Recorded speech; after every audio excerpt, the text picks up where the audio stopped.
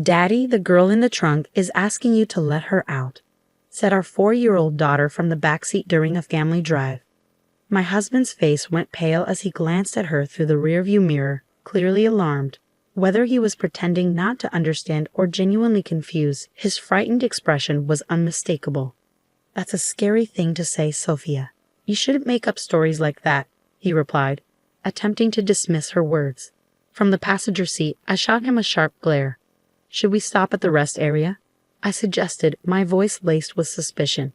We'd been married for 5 years, and I'd always supported him through his demanding work schedule. But now, our daughter's unsettling remark threatened to expose a hidden truth. "I am Charlotte Clark. I married my husband Freddie when I was 27, and he is 4 years my senior. The following year, our daughter Sophia was born, and she has grown up to be a healthy, lively 4-year-old. Our family life was busy but filled with happiness.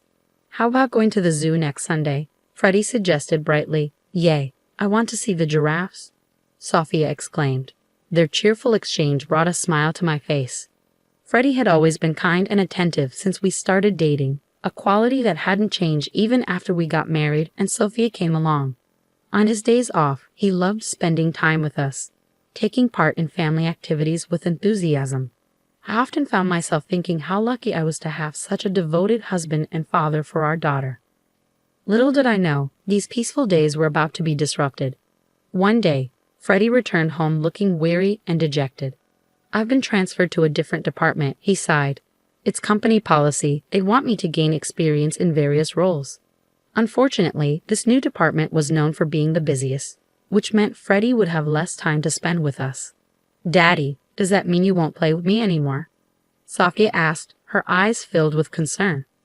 "I'll try my best to make time, sweetheart. We'll go to the zoo again soon," he'd assured her, stroking her hair gently. Watching them, I felt a pang of sadness. The thought of losing our precious family time was disheartening. But I knew Freddie was the one facing the biggest challenge, adjusting to his new responsibilities. "Please don't overwork yourself," I urged him. Freddie had a tendency to throw himself completely into his work, and I worried about him burning out. Unfortunately, my fears soon proved valid. For the first few weeks, Freddie managed to juggle his work commitments while still spending time with us. But about a month later, his time at home diminished drastically. He began working late into the night, often missing Sophia's bedtime, and started attending more client dinners and events, even on weekends. "Hey, can you take a day off next Sunday? Sophia misses you, and you've been working too hard lately," I pleaded one evening. "Who do you think I'm doing all this for?" he snapped, irritation creeping into his voice. "Do you want me to skip meetings and risk getting fired?" "That's not what I meant," I replied, feeling defensive. "I'm just worried about you." "That's none of your business," he retorted. "Just make sure you have money ready for next week's client dinner." Freddie's mounting stress made him irritable, and he started taking out his frustrations on me. His spending also increased significantly, justified as necessary for client entertainment, but it was beginning to strain our finances. I knew his previous kindness, and seeing this change in him was disheartening. I was more worried than frustrated about Freddie's current tense demeanor. I really needed to find a way to get him to take a break before he collapsed from overwork. 6 months had passed since his transfer, and my husband had reached a point where he was coming home mostly just to sleep. Sophia, feeling lonely because she rarely saw him, started wearing a sad expression more often. I knew things couldn't go on like this, so I began searching for a way to get him to take a break. However, as if to thwart my efforts, more bad things kept happening. My mother, who had been suffering from an illness for several years, suddenly passed away in the hospital. "No, Mom," I cried. My father had passed away when I was young, and my mother was my only surviving parent. I didn't even get to have a proper conversation with her before she passed away. When I heard the news at home, I was so shocked I couldn't move for a while. Yet Freddie's response to the news was unbelievably cold. "Do I have to go to the funeral too?" he asked indifferently. His attitude shocked me, and I widened my eyes in disbelief. While Freddie's relationship with my mother may have been somewhat distant, she was still family. Despite this, he showed no sadness or comfort, merely complaining about having to attend the funeral. "What are you saying?" "Of course you have to. It's a family funeral," I exclaimed. "Don't get mad at me." "Oh, why does this have to happen now? I had plans," he retorted. Despite my reprimand, Freddie showed no signs of remorse. I was left in shock. In the past, he would have surely comforted me, perhaps rubbing my back and grieving with me. But now, as he sighed in dissatisfaction, he seemed nothing like the person I once promised a future with. Naturally, he didn't help with any preparations for my mother's funeral, so I arranged everything alone. On the day of the service, my husband remained sullenly silent. "It's over now, right? I'm heading home first," he said after the funeral ended. Freddie didn't help with any cleanup and quickly went home. I was initially confused by his actions, but by then I had lost the energy to be angry. I was simply bewildered and disappointed in him. No matter how busy and stressed from work he may be, his behavior at the funeral was unacceptable. When did my husband become such a cold person? "Mom, Sophia will help you," said my daughter, trying to comfort me despite the frustration with him. I finished cleaning up with my daughter by my side, and before heading home, I decided to stop by my parents' house for a short while. It wasn't far from where we lived, and I wanted to reminisce about my mother after saying my final goodbye. Though the decision was led by my heart, it felt right. When I arrived at my parents' house, burdened by grief, I discovered something shocking. "Mom, wait a moment," Sophia suddenly exclaimed as soon as we entered the house. Her expression changed and she dashed straight into the back room. Although I had taken her to visit my mother's place several times before, I had never seen her behave like this. Hurrying to follow her, I found Sophia opening the second drawer from the bottom of the dresser, as if drawn to it by some unseen force. "Mom, Grandma wants you to have this," Sophia said. I looked at the old hand mirror she was holding and caught my breath. The mirror had always been precious to my mother. She had treasured it so much that even I rarely saw her use it, and I didn't even know where she kept it. There was no way Sophia could have known about the existence of this hand mirror. "How did you know it was here?" I asked, astonished. "And what do you mean Grandma wanted me to have it?" "When Grandma was sleeping earlier, she told me that you were sad and asked me to give this to you," she answered innocently. I couldn't hide my surprise. I didn't think it was a coincidence, so I decided to ask Sophia some questions about things she couldn't possibly know, like tomorrow's dinner menu, what I was thinking about, and even thoughts I had during the funeral. To my astonishment, she answered every question accurately. I wasn't sure how long she had had it, but it seemed my daughter possessed a mysterious ability to know what people were thinking. "Wow, that's amazing, Sophia. You know everything," I said, stroking her head and feeling bewildered. I had always thought mysterious abilities were just fantasy, but I never imagined she actually had such a gift. Sophia put her hand on her hip and showed a proud look on her face. "That's right. Sophia knows about Dad, too." "What do you mean?" I asked.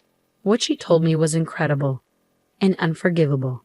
A few weeks after my mother's funeral, I casually mentioned my plans to Freddie one morning as he was about to leave for work. "By the way, I'm visiting my friend with Sophia next Sunday." Freddie abruptly stopped and frowned, looking genuinely troubled. "Really? Oh no, I'm off that day. That's too bad." Feeling the artificiality in his voice, I smiled quietly to myself. Now that I knew the truth, I realized there was no love left for Freddie inside me. On that Sunday, I left home with Sophia, killed about an hour, and then returned. "Dad, he's over there," Sophia said, pointing toward the garage. Taking a deep breath, I headed towards the garage with the shutter still down and lightly knocked on it. "Freddie, I know you're in there. Open it," I called out. "Charlotte, I thought you and Sophia had plans," he replied, sounding flustered. "They're canceled. If you're going somewhere, we want to come with you," I said firmly. He hesitated, reluctant to open the shutter. I had a pretty good idea of what was going on inside, but I decided to stay quiet and just observe. "Sophia wants to go for a drive too," I added. Unable to resist her hopeful voice, Freddie had no choice but to agree. A few minutes later, he reluctantly opened the garage, and we started our drive together. Sitting in the passenger seat, I looked at Freddie's profile as he drove and solidified my final decision. Our marriage had been enjoyable and happy, but I also understood that those days would never return. "Hey, did you know Sophia has a special power?" I asked. As we merged onto the highway, I finally brought it up. My husband furrowed his brows in confusion at my sudden confession. "Huh? What's that supposed to mean?" "That's a silly joke," he laughed dismissively. Daddy, the girl in the trunk is asking you to let her out, our daughter confidently called from the back seat. I did miss the moment Freddie's face stiffened. Whether he intended to play dumb or not, his face, still pale, showed a frightened expression as he glanced at our daughter through the rearview mirror. What a scary thing to say. You shouldn't tell such lies. But it's true. Then should we pull over at the rest area? I suggested on behalf of Sophia, who was hanging her head. Freddie immediately looked at me startled. Huh? We don't need to do that. It's just a kid's joke. Sophia has a mysterious power, you know.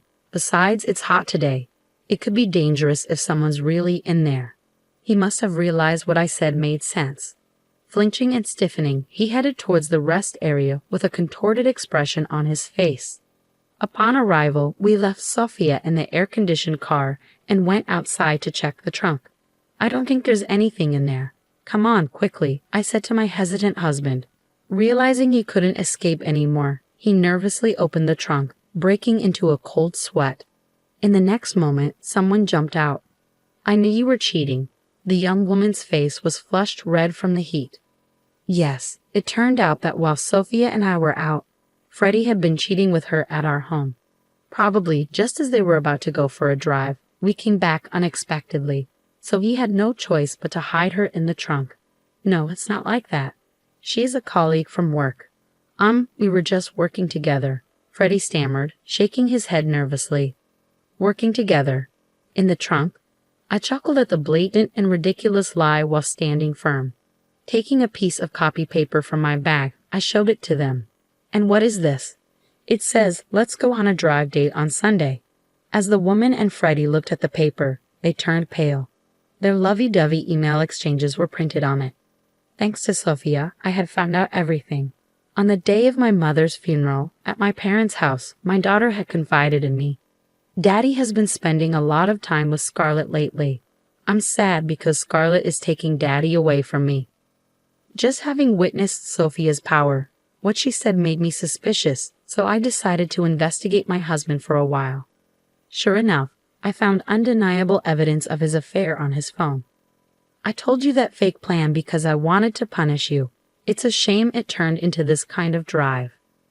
Hey, it's unfair to look through my phone without permission, Freddie protested, shaking his body. His absurd remark made me burst into laughter. I had thought he was just too busy to come home, but most likely, during that time, he was with his affair partner, Scarlett. He probably used the expenses for dates with her. Despite all the complaints and taking it out on me, who exactly was being unfair here? By the way, I've been recording everything since earlier, I said, recalling all the grievances.